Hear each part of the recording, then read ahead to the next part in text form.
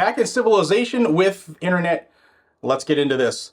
So a federal appeals court said on Friday that the AR-15 platform, AR-15s, in their words, assault weapons, which is not even a real thing, but they said that they're not covered by the Second Amendment.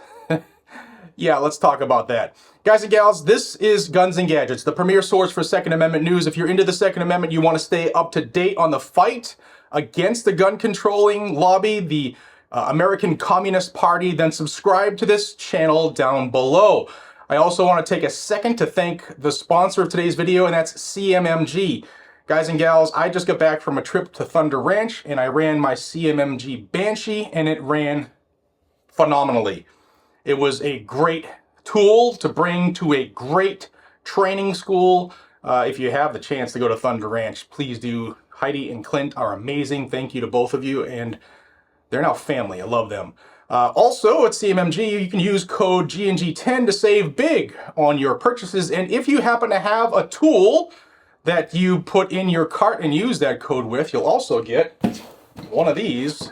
This is a CMMG mystery box. We'll open that on another video here.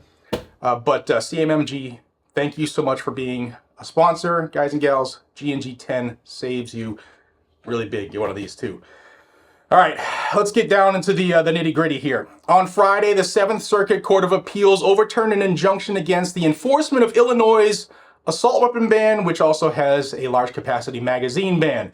Their magazine ban was now it's regulated 15 rounds to handgun, 10 rounds to long guns, and of course assault weapons, which is a made-up term.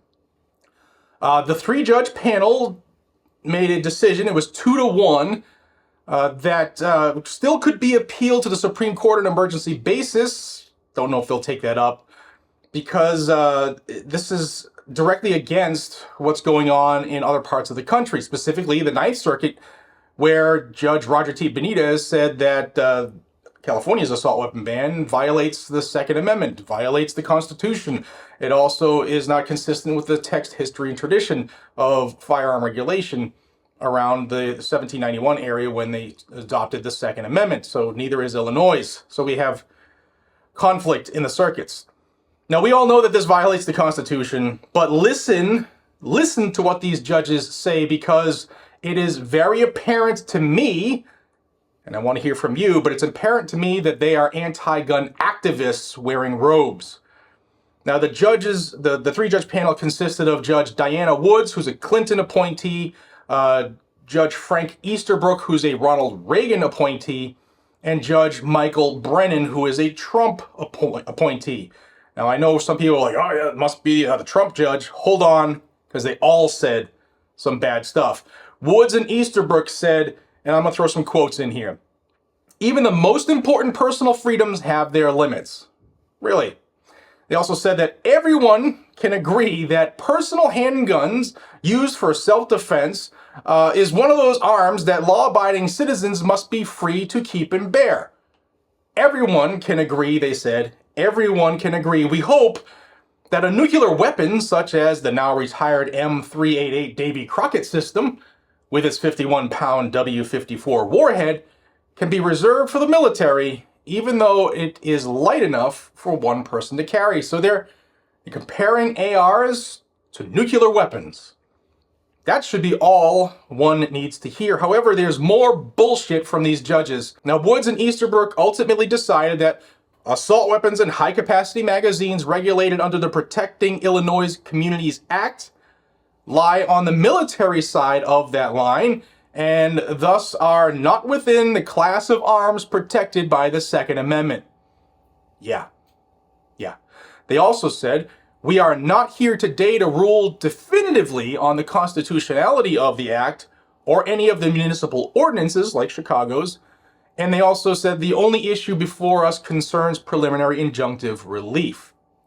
Then why would they say ARs are not covered by the Second Amendment, so that it could be cited in other cases? Now, Woods said distinguishing between the two categories, between weapons and accessories designed for military or law enforcement use, which the Second Amendment is none of that bullshit in the Second Amendment, and weapons designed for personal use, has been a legal tradition since the Second Amendment was added to the U.S. Constitution. Judge Woods is on something and probably needs a urine test. Now, the one judge, like I said, that dissented was a Trump appointee, Judge Brennan, but he done messed up big too.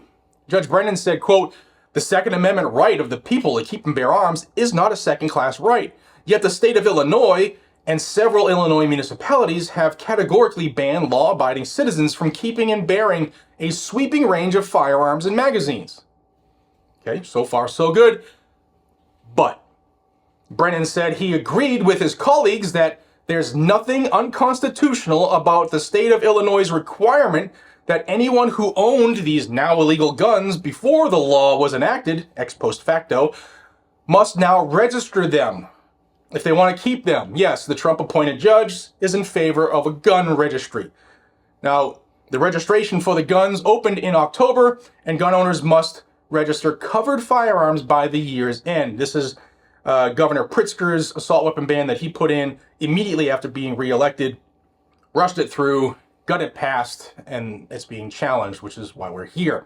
So the assault weapon ban is ripe for Supreme Court intervention. We have several circuits in disagreement and at odds. And here we have the 7 saying the Second Amendment, it doesn't cover ARs. And then you have the 9th Circuit, and Judge Benitez, which is the one that's on everybody's mind, says to hell with that. Now, this is a hot topic, one that's the core of gun control and the gun control lobby.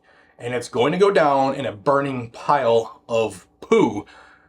But we need to stay in the know with what's going on. We have to voice our opposition. How do I do that, Jared? What should I do? You need to understand that your legislators need to hear from you. Whether or not they are anti-gun or not, I don't care. Call your legislators and get on their lists about who supports what and who doesn't. You know what else is funny? Speaking of legislators, the same people who say that you can't have an assault weapon, you can't have an AR-15, you are not cool enough to have an AK-47, they're the same people sending billions of dollars overseas with these same guns to Ukraine and Israel to give to their civilians. What do you think about that? Let me know down below. Thanks to CMMG. Thank you to Heidi and Clint Smith over at Thunder Ranch. I cannot wait to go back. Guys and gals, have a phenomenal, phenomenal day. Tell your loved ones you love them, and I will see you on the next one. Be safe, stay vigilant, and carry a gun to keep you, your friends, your family, your community safe. That's what it's for, and we're not giving it up. Take care.